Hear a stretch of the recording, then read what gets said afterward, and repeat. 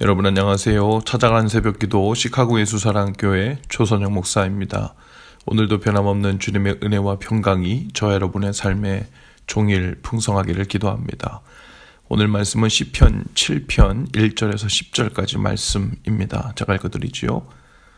여호와 내 하나님이여, 내가 주께 피하오니 나를 쫓아오는 모든 자들에게서 나를 구원하여 내소서.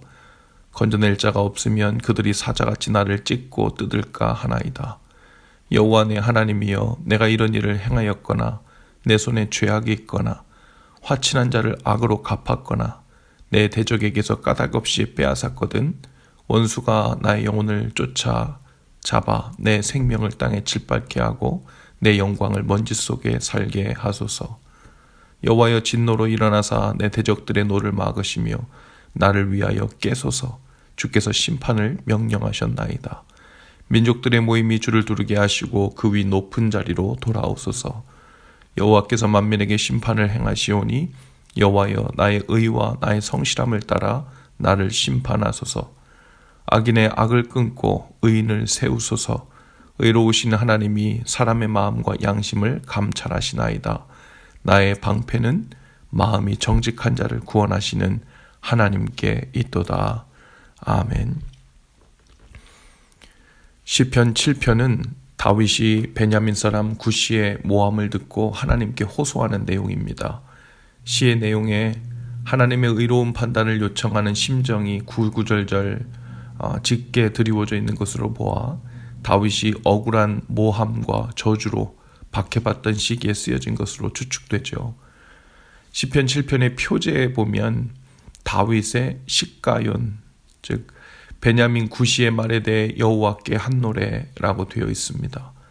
구시가 누구인지 정확하게 알 수는 없지만 그가 베냐민 사람이었다는 것을 통해 당시 사울 왕과 같은 지파의 사람으로서 사울에게 속해 있으면서 그런 인척관계 때문에 자신의 이익을 위해 다윗을 괴롭힌 사람으로 추정됩니다. 사울의 집권 말기 쇠락하는 왕권 편에 있었던 그 구시라는 사람이 다윗에게 무슨 큰 영향력이 있을 리가 없지요.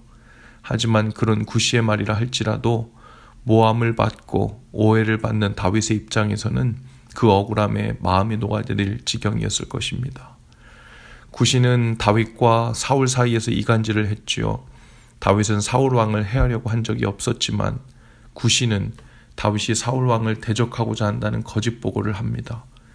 다윗이 그런 마음이 없다고 해도 앞뒤 사정과 정황상 다윗이 그런 마음을 먹었다고 말하면 사람들이 상식적으로 받아들일 수 있는 상황이었죠. 하나님의 마음을 품지 않은 사람들 생각에는 다윗의 반응이 오히려 이상한 일이었기 때문에 자신들이 편한 대로 믿었던 거죠.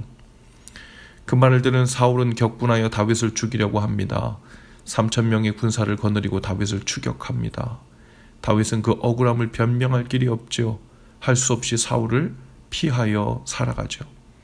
다윗은 하나님께서 사울을 기름 부어 왕으로 세우셨으니 그를 왕위에서 내려오게 하는 것도 하나님께서만 판단하여 하실 수 있다고 믿었습니다. 그것은 다윗의 소신이 아니라 하나님의 처분에 맡기는 다윗의 믿음이었죠. 많은 사람들이 사울 편에 섰습니다. 겉으로 보기에 군사들은 사울의 손에 여전히 있었고 현재 왕위도 사울의 것이었기 때문이죠. 다윗은 외롭게 피난길을 헤매고 있습니다. 다윗의 피난은 압살롬의 피난과는 다릅니다. 자신의 죄로 인해서가 아니라 억울한 고난을 받으며 도망다니고 있었던 거지요. 그리고 다윗은 그 깊은 탄식 속에서도 하나님을 의뢰합니다. 자신의 말이나 행위를 원수의 공격을 막는 방패로 삼지 않고 오직 공의의 재판장이신 하나님을 자신의 방패로 삼습니다. 10절에서 다윗은 이렇게 고백하죠. 나의 방패는 마음이 정직한 자를 구원하시는 하나님께 있도다. 오늘 다윗과 같은 상황에 처해 있는 분이 혹 계신가요?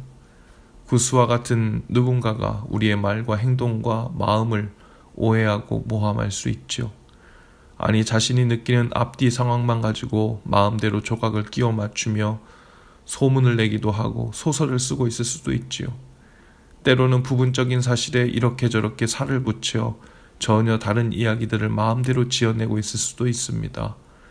그리고는 자신이 그런 숨겨진 부분까지도 예측해내는 예리한 마음과 특별한 지혜가 있는 사람인 것처럼 착각하며 우쭐거리고 살 수 있죠.